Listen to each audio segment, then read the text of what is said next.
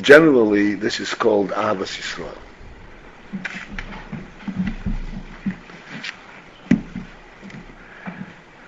But I want to discuss Ahavas Yisroel from our perspective, meaning from our background and our experience, rather than Ahavas Yisroel as an academic topic.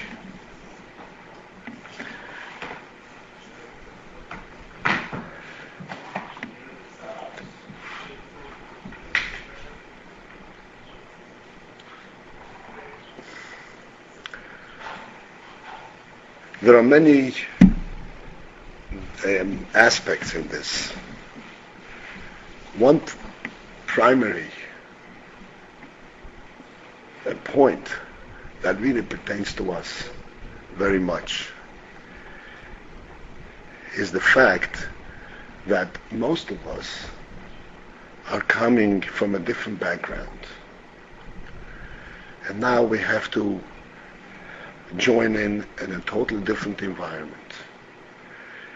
And we many times feel like strangers.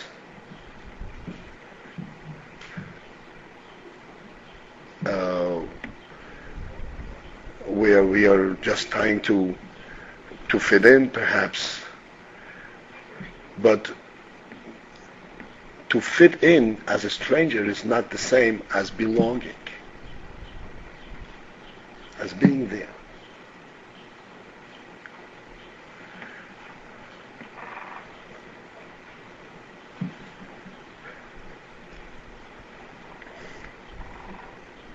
Besides that, there are other. You need dictionary? Tell me which word you don't understand. I'll translate it for you. Fit in. Fit in. Okay, fit in. You got it. Thank you.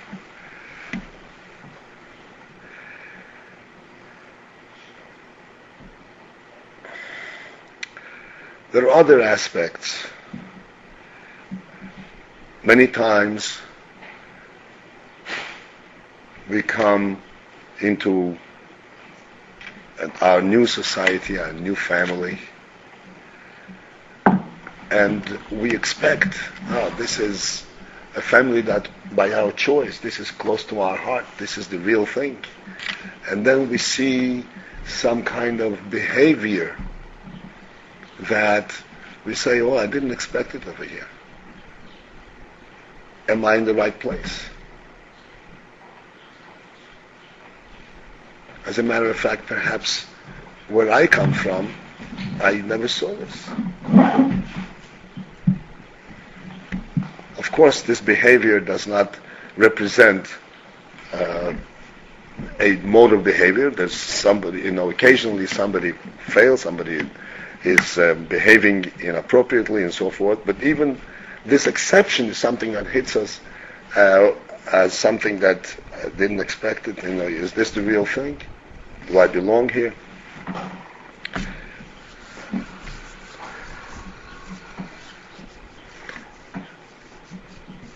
I want to go down to the fundamentals.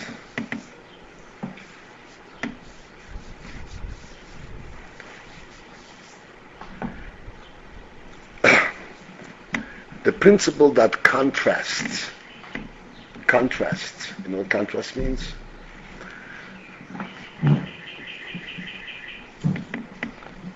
The Torah principles, the Torah view, versus the world view, outside of Torah. Particularly in our day and age, the day and age of individualism.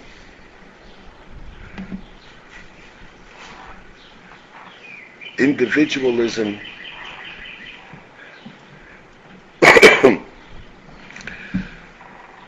has its roots in a very perverse, in a very far off principle.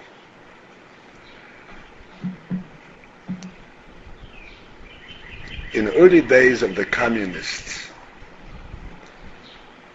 in the early days when they first took over power, and the communists were convinced that they are right, that the world operates on the basis of scientific principle. And everything in the world can be explained scientifically. And because of this conviction, they staged open debates. They allowed rabbis to come on stage. And they would debate the rabbis, trying to prove to the people, to the audience, that the rabbis don't know what they're talking about, and here are solid principles upon which the world operates. So my father of Hasholem, who was in those years there, so he told me of an episode. There was in Moscow, there was a famous Rav, Rabbi Medalia. This was in the early 20s. This Rabbi Medalia was an Orthodox Rav, a very learned and intelligent and articulate person. So he was on this stage debating this communist atheist. And apparently he did pretty well. He was able to refute the onslaught until his attacker kind of felt on the defensive, and he kind of lost his footing, and he started hitting below the belt, as it usually happens. And he came up to him straight in the face and says, you come from a monkey. So the rabbi stood there calmly and says, everyone is personally aware and feels where he comes from. I feel that I come from God. Therefore, I come from God. You feel that you come from a monkey. Therefore, you come from a monkey.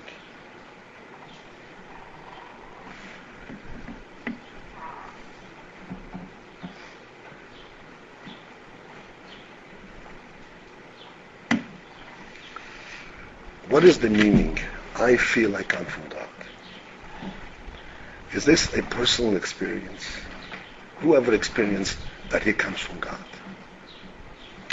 What does it mean?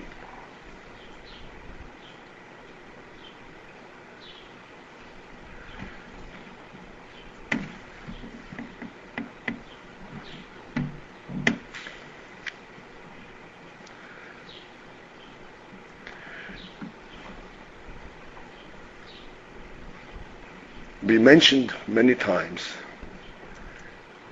that the very beginning of the Torah is Bereishis bara Elokim es hashamayim v'ha'aretz. At the beginning, God created the heavens and the earth. This verse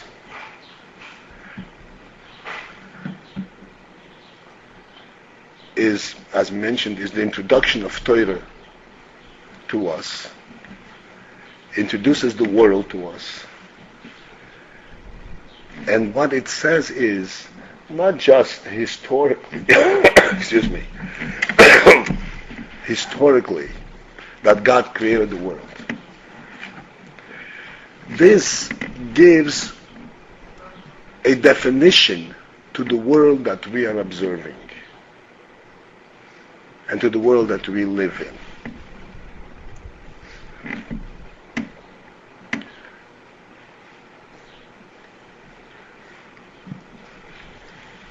The communist or the atheist, he also saw exactly the same world that we see.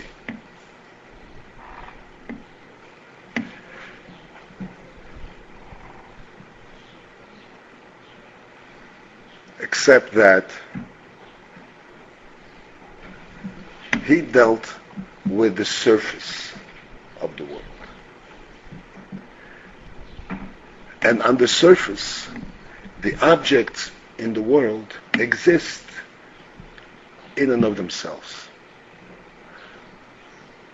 So from that perspective, it makes no difference whether the original creator was God or the original creator was the Big Bang. The point is that each object is just here because it's here. It's an undeniable fact. And taking from that perspective, from that beginning, start developing all kinds of theories. Oh, if there are this kind of object, this kind of object, how do they develop in different types? And becomes all a whole kind of a convoluted and far-fetched theory. The principle that God created the world defines the world for us as we are currently observing it. Not historically, but as the world that we currently relate to.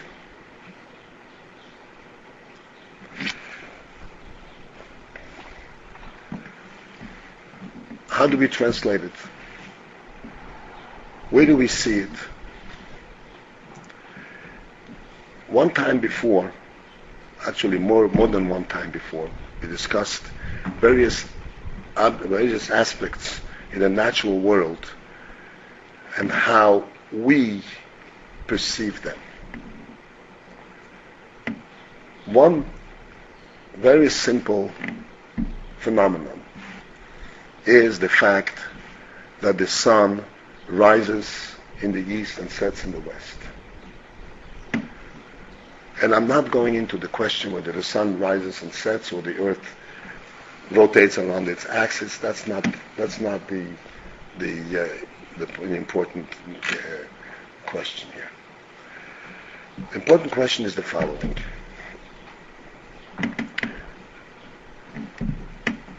If the earth rotates on its axis and the sun is there, and therefore by rotation there is a change of day and night on a continuous basis, then the distinction between day and night, the distinction between Sunday and Monday, is of our own making. Because we counted 2 days, therefore there are 2 days. But as far as the natural world is concerned, the sun was there all the time. If the earth had tilted earlier, then there would be day earlier. It's not that something formed, that day and night is a real creation as such. It's just a result, a natural result from certain coincidences.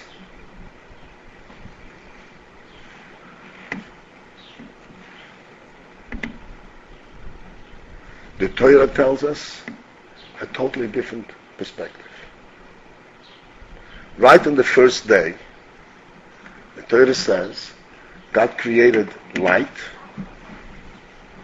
and therefore there was light and darkness, and He separated between light and darkness, and He named light day, and He named darkness night. All of these things are very significant aspects of the creation. And then it says, and there was one day. And there was evening and morning, and there was a night, and there was a day. In other words, a day is a creation. As a matter of fact, I'm sure you're all aware that the sun and moon were first created on the 4th day.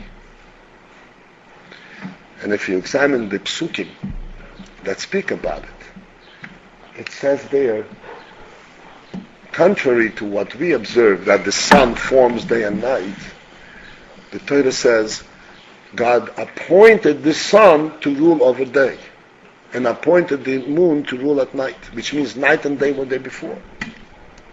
He appointed the sun to rule to rule that period, and the moon to rule that period.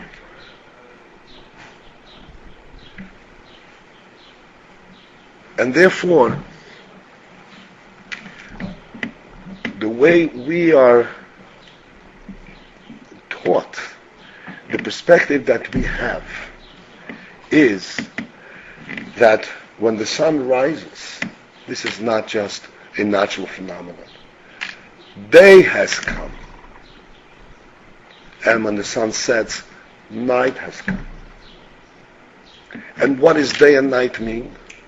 Day and night means that when day comes, it's a time for the world to wake up. It's time for us to wake up and do our thing. And when night sets, it's time for us to take a rest. Prepare for the next day. Which means that when we observe this entire cycle,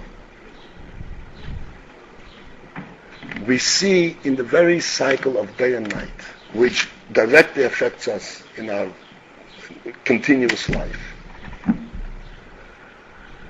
we see in it a godly plan. It's not just merely that we are adjusting to natural circumstances. It's light, so it's a good time to do things. That's not the case. Morning sets, when the sun rises, that is the time for men to get up. And there's a time to go to shul and to do certain things, which you cannot do any other time. You cannot say Krishma beyond 3 hours into the day, finished.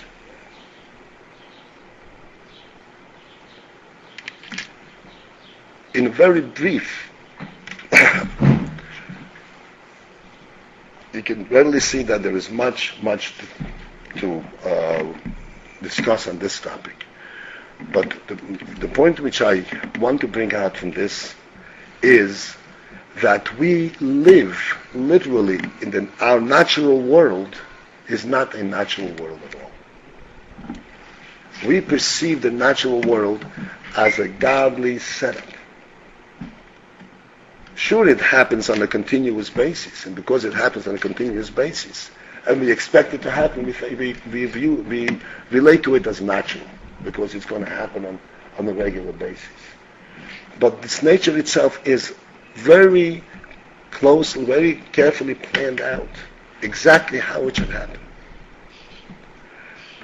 In all aspects, both in changes of night and day, and the seasonal changes, and so forth.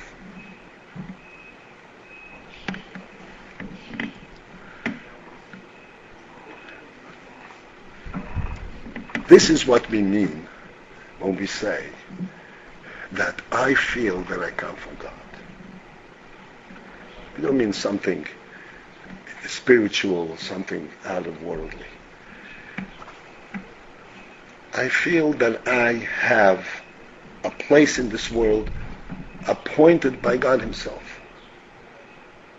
I'm not here fighting for my place in the world, proving to everyone I'm also here. Watch out, I occupy space.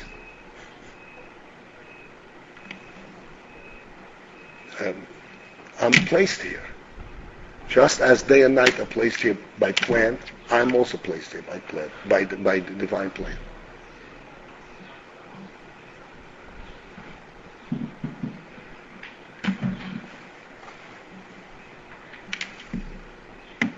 Coming from this perspective, to whatever extent one acquaints himself with it, to whatever extent one experiences it, to whatever extent one brings it into his life,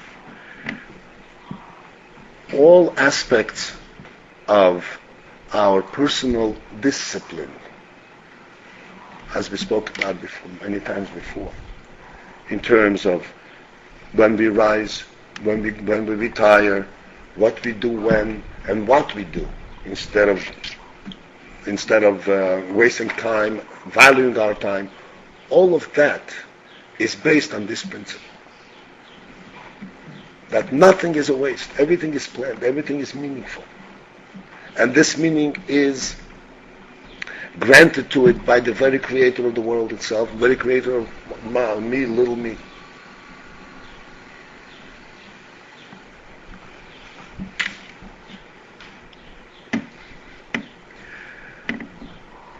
This perspective, this view, and that which comes along with it in terms of mode of life, is a gift that Hashem gave to His people, the Eden. The Jewish people live in God's world, not in the natural world. This is the meaning of us having a Torah. A Torah directs us, Torah gives us direction and teaches us how to live. Not how to live in the world so that we will not be destructive. We will not be destructive to society or whatnot. But rather a positive gift. The Torah directs us how to live in a world that is based on the principle that this is God's world, not a natural world.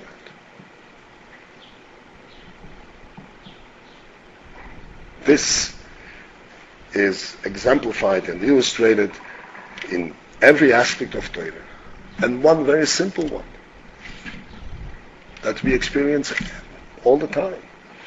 We work 6 days. On the 7th day, we don't work. We do nothing. Where is that doing nothing? How does that fit into a natural world? Doing nothing means doing nothing. What kind of waste?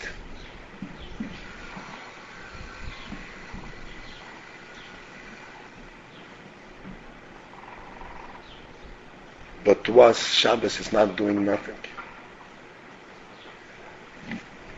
This is not the topic for today's discussion, so I'm not going to go far, but basically Shabbos is the sum total of the world as we see it, the world that we live in, the Torah world.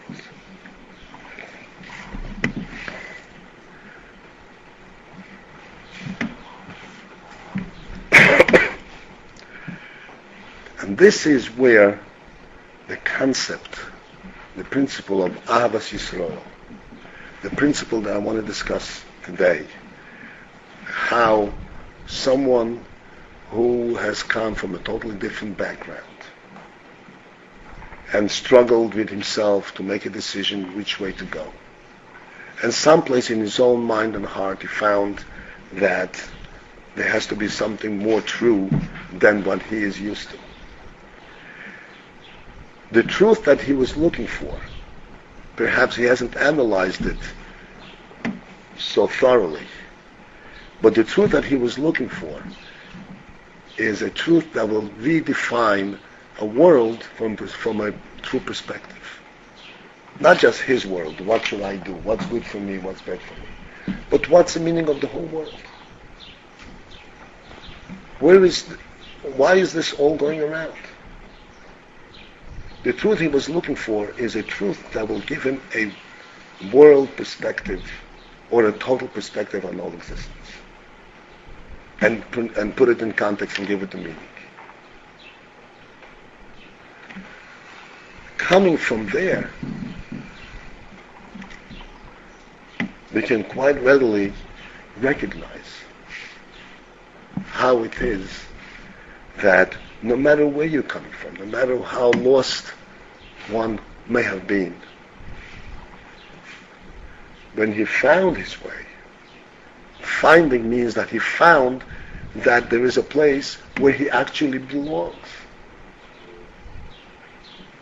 Not that he has to fight his way into it, but actually he belongs in this world.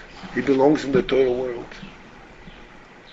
And therefore when he comes to it, he may be a stranger to it in terms of knowing the very basic principles of how you behave and what to do and what not to do.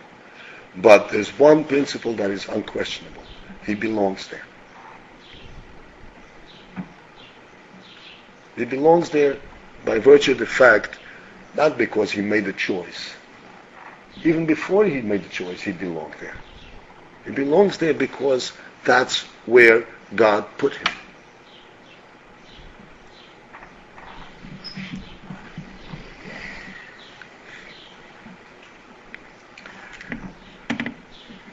How do we view, coming back to Ahavas Yisroel, one-on-one, individuals, how do we translate, how do we relate to one another from that perspective?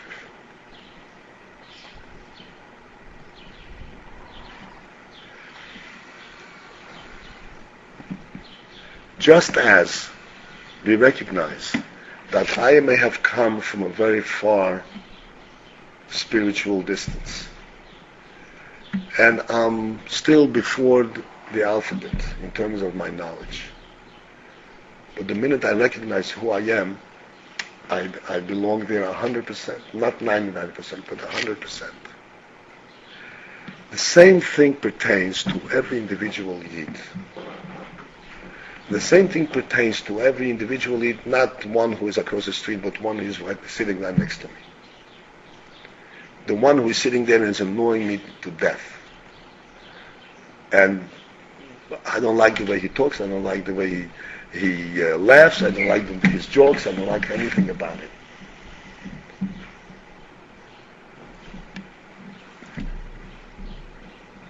We relate to one another at a different level. We relate to one another, we view a Yidden from this perspective, that Bereshis bara Elokim, everything in the world, we relate at the fundamental basis that this is a godly creation.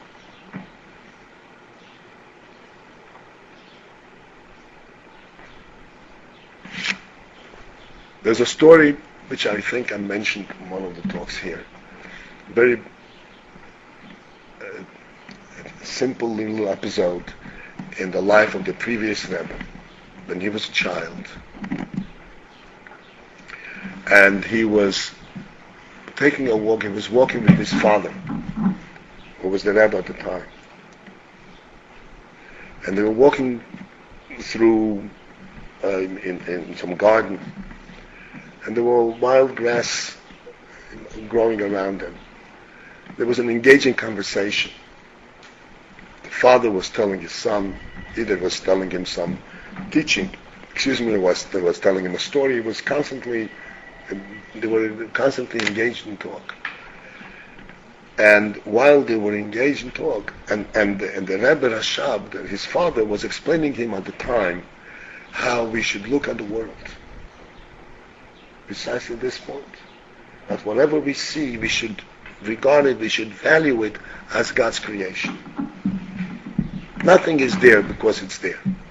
Everything has a godly spark and godly representation. It represents something of a godly nature to it. And as they were walking, the son, the Rebbe, who was the young boy, he picked a little leaf off the ground, and he was playing with it in his fingers and breaking it up into little pieces. I'm sure everybody experienced that very calming activity. And as he was doing this, the father, the Rebbe, noticed it, and he stopped, and he said to him, "Take a look how this was a reprimand, but how inattentive you are to what I'm teaching you. I just finished telling you that everything has a godly quality to it, and you go and pick a leaf totally inadvertently without giving it a second thought and just breaking between your fingers." Now, there was no great transgression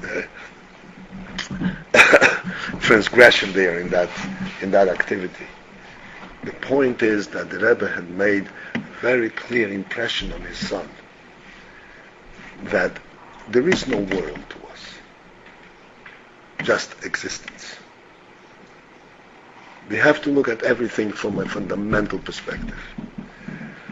Everything in the world that exists, from animal all the way down to the inanimate, to the brick, everything that exists was created for us. That's how God says in the Torah. I've rendered everything over to you. But we have to know that when we relate to it, it is relating to it as something that God has rendered to us, not something that we pick up from no man's land. And if it is God's gift to us, we know how to treat it. We know how to deal with it.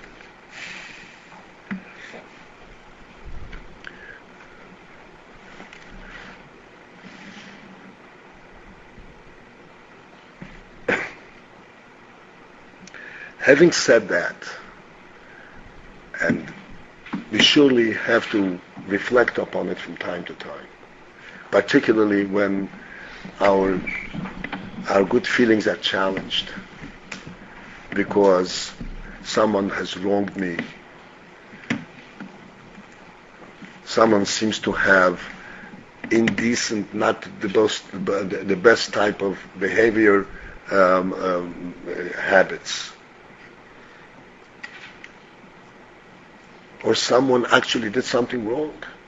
Who knows? He lifted a hand and hit somebody, God forbid. Anything. He has to be corrected and reprimanded. But we never push anyone off the base. He has to be corrected, just as we all have to learn our things. We all have to improve in our behavior and our knowledge and so forth.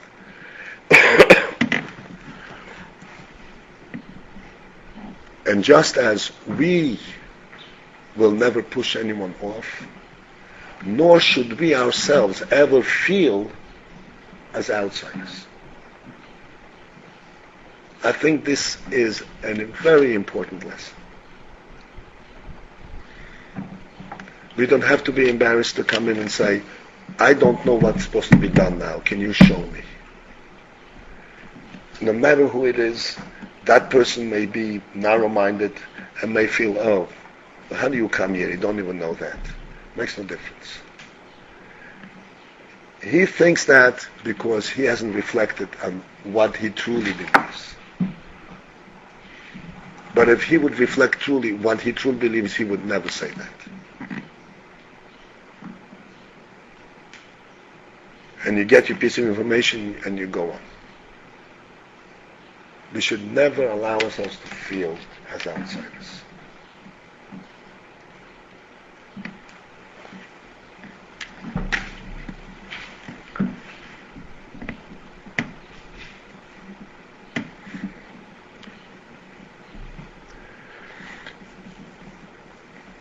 You know that Russian Jewry is one piece of history, of our Jewish history, that is replete with extremely significant episodes, experiences that the Jewish people have gone through, proofs of the deepest qualities and the purest qualities that exist in the Jewish soul. In every aspect, in terms of dedication to Torah, putting their lives on the line, in every aspect of Jewish life, including the aspect of Ahavas Yisroel.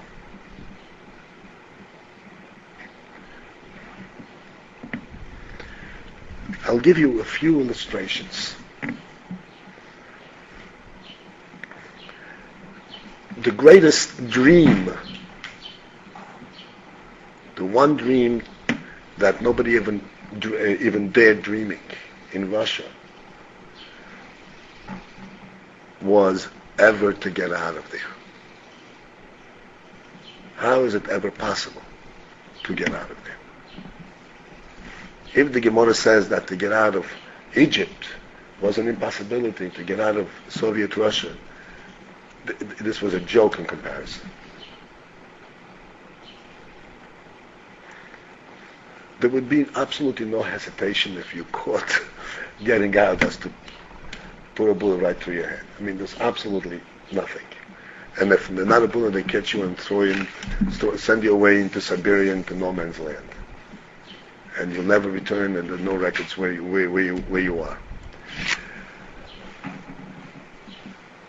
And the basic dream for getting out of Russia was not because there was poverty, which there was plenty, discomfort or whatever it is, but because we couldn't maintain a living as a Yid, pay no mitzvahs, and most importantly, we couldn't give our Jewish education to our children.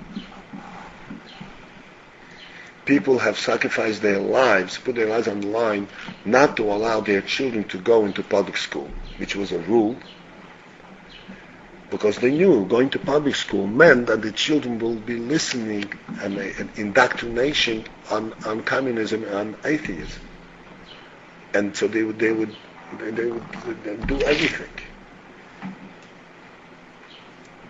not to let it happen.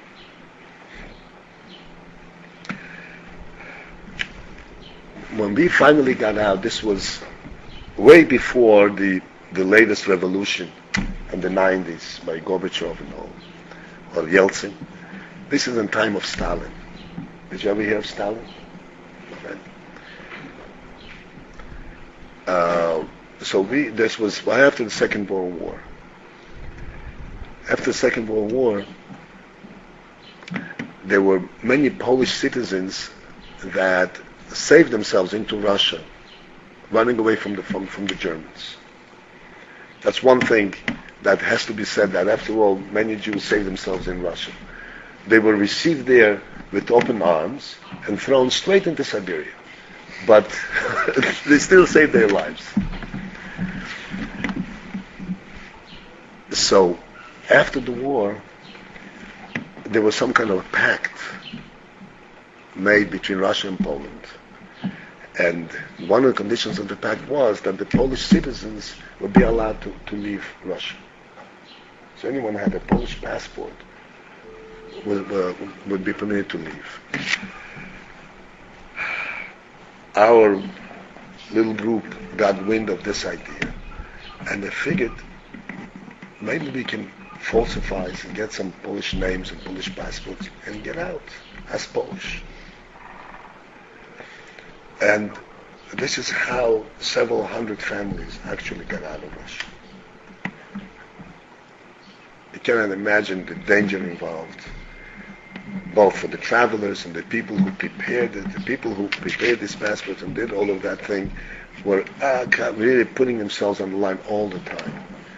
It didn't happen so smoothly. They had to bribe every official on the line and every officer that on the border. It was very, very dangerous. And if you came 1 second later, you're finished. Extremely dangerous thing.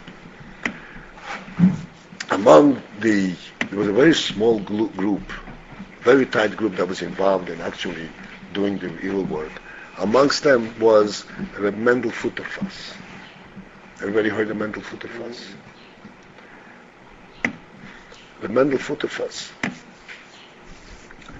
There were, all told, there were what's called three echelons, 3 cars, train cars that went in 3 different periods. Everything was bribed. The train, the engineer on the train, the border patrol, everything was extremely dangerous, and everything had to be arranged like over one night. We're going. Okay, let's get everybody else, get passports, and it was an unbelievable feat. On the second echelon,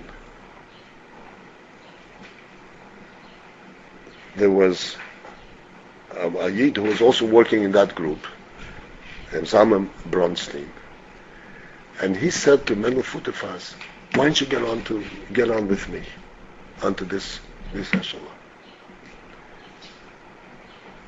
And Mendel Futterfass said, "As long as there is anyone be left behind who might be leaving, if I stay, I'm not going."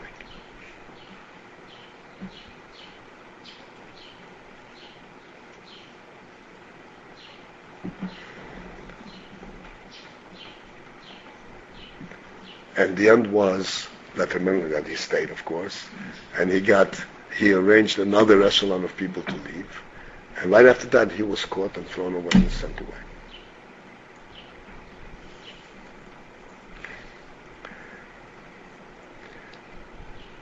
Among other things, the Yidden that were leaving, anybody who had any money had to relinquish the money to pay for his passport, to pay for the papers, or whatever needed to be done. And there was a bezdin They were a Bezdin, a Jewish court, and a court of three Rabbonim, three rabbis set up. And they actually summoned each one of the people, and they said to them that you got your papers fine, but if you have any money, you have to leave it for others. People emptied their pockets to the less dying, got onto these echelons with little children to go into no man's land.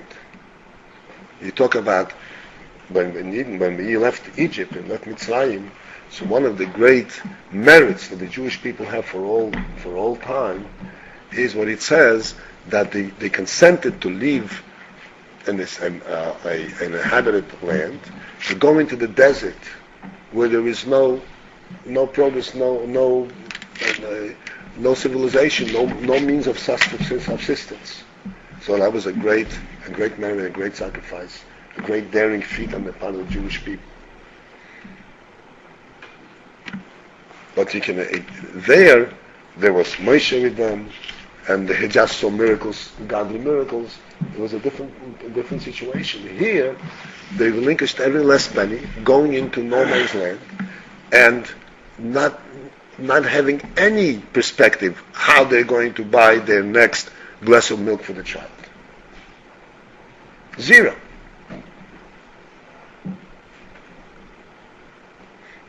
And they emptied everything out, because the next Jew has to go. Because there is no demarcation line. When you go down to the real basics, and I'm not talking basics of our souls, but the basics of our perspective on life, there is no demarcation line between one Yid and another. If I am going and he is not going, it's the same as if I'm not going. Makes no difference. And this is how Jews lived. In Russia, we felt it. In Russia, this was the only way to live. You know, everybody was constantly put themselves on a dangerous line to protect and to hide another Yid. But in our time, Baruch Hashem, we are not challenged anywhere near. We have no real challenges at any real level. Our challenge is only on the positive side. Think well, think positively, and understand what the reality is. If it seems to you that we're more comfortable to live on the surface, think back and see where the truth is. And what is the truth of a Yid, and what is the truth of every Yid that you meet. This was exemplified and illustrated for us by our Rebbe. The Rebbe sat here on Eastern Parkway. And to the Rebbe, his concern for his own students was no different than his concern for any Yid living any place in Honolulu. Made no difference whatsoever. Every Yid meant to him the same thing. You know that the Rebbe worked, what's the expression, 24/7? 24/7, 365, that's what you have to say. Because there was never an interruption. So one time someone came into the Rebbe and asked him, maybe the Rebbe should take a break, take a little vacation. The way it was told to me, I wasn't present in the room, so I can't tell you. This is the way it was related to me. The Rebbe opened a drawer in his desk. He took out a folder, and he said, there's a kid here who doesn't have education. Someplace in a lost town, and this kid doesn't have a Jewish education. There's a place here that doesn't have a mikveh, a place here that doesn't have kosher meat, whatever. As long as these things are not taken care of, I cannot leave. These are not the Rebbe's direct responsibilities. These are people that the Rebbe physically never met, but made a difference. The whole world is our domain. This is why the Rebbe told his students, his own Talmidim, break your learning, go away, go out into the street, and approach Yidden who know nothing, and put on tefillin on them.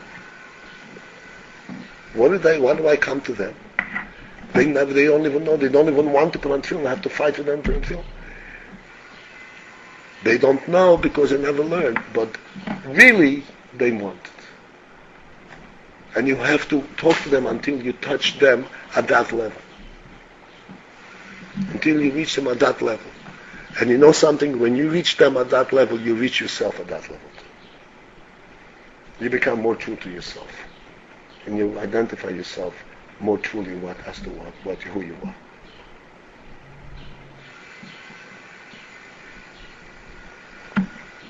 So I'm hoping that having this understanding and this background,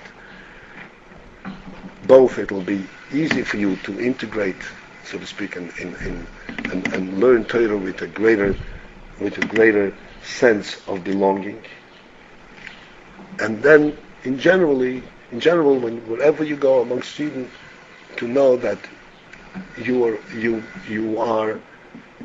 don't have to prove yourself. You don't have to establish your foothold. Your foothold is there by virtue of who you are because Hashem put you there. And all you have to do is do the right thing and put all your effort into learning and davening and absorbing as much knowledge and appreciation as you possibly can. You have to worry about yourselves, about your place in life.